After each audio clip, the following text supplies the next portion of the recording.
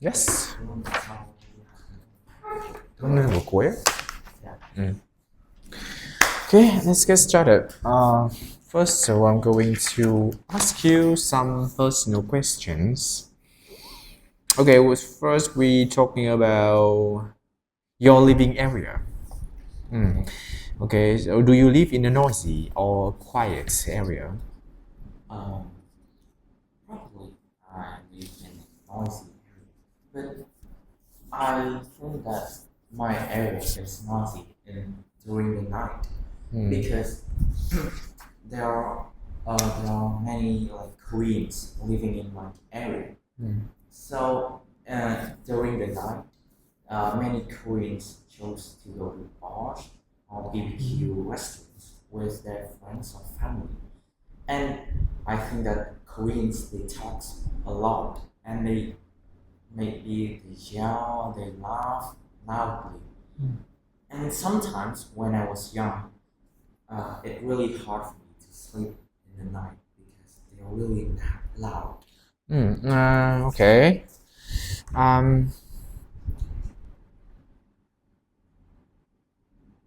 So, apart from being noisy, is there anything that you dislike about where you live? In my opinion, I don't think that there are any other disadvantages that I dislike about my area.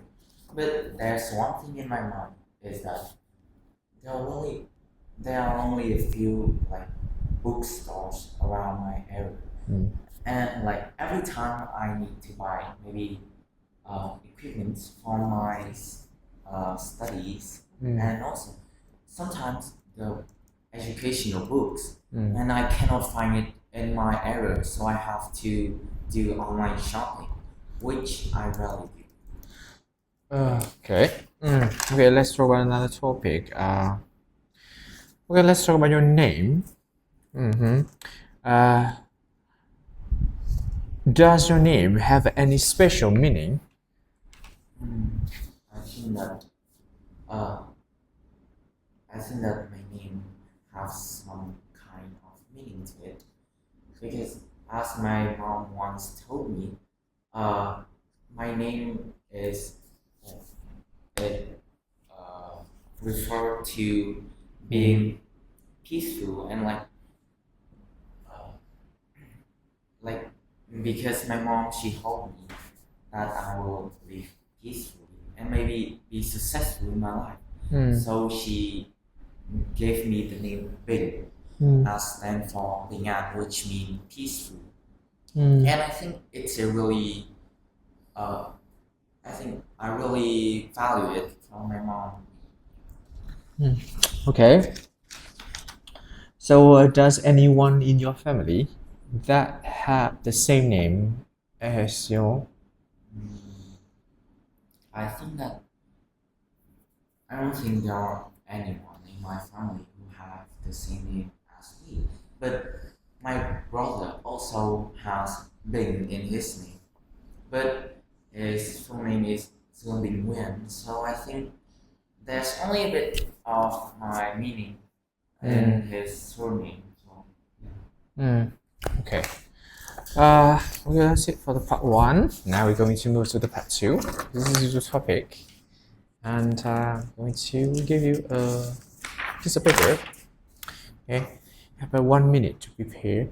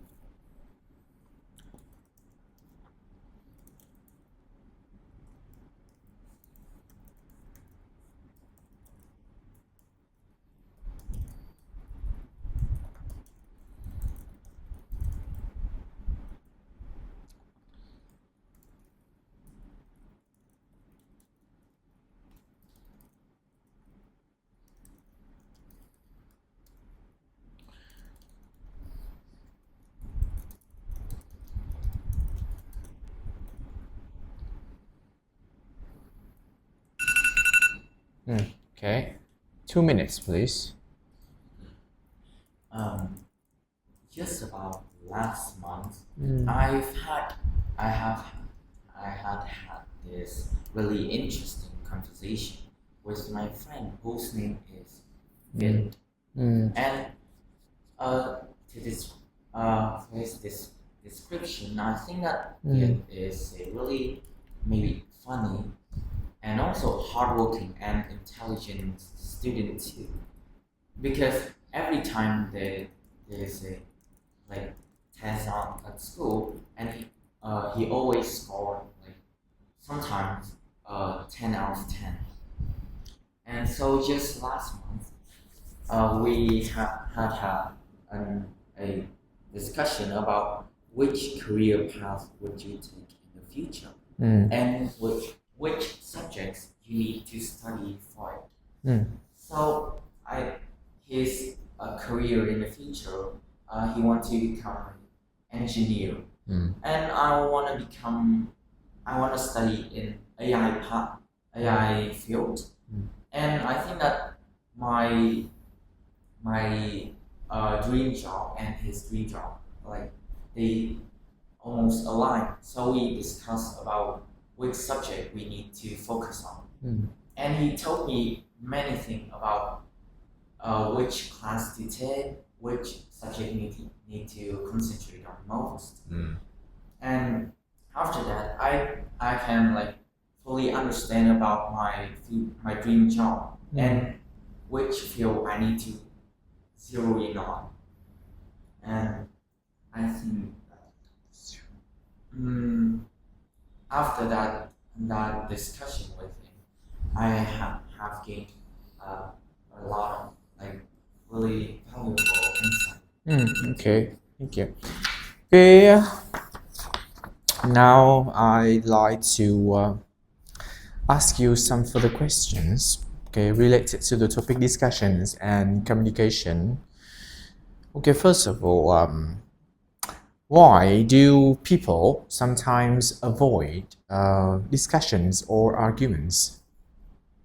I think the main reason why some people often avoid those arguments or discussion is because maybe they fear that they don't have enough maybe abilities to talk about that topic. Like for example, before I really hate talking about maybe technological field because at that time I didn't have too much knowledge in technology, and every time my friends start talking about it, I cannot find any similarity between them and me, and that's why sometimes I avoid talking to my group of friends when they are discussing a specific topic. Okay. So, okay.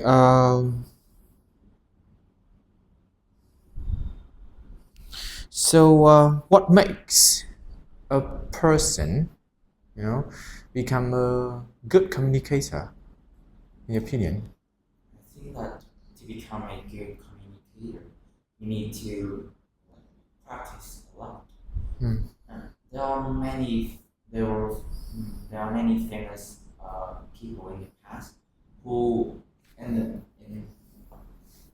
before they were like a really bad communicator, but after many years of hard working and practicing, maybe with themselves in front of the mirror, or maybe with their friends or teachers, and they have gained their success in maybe communicating.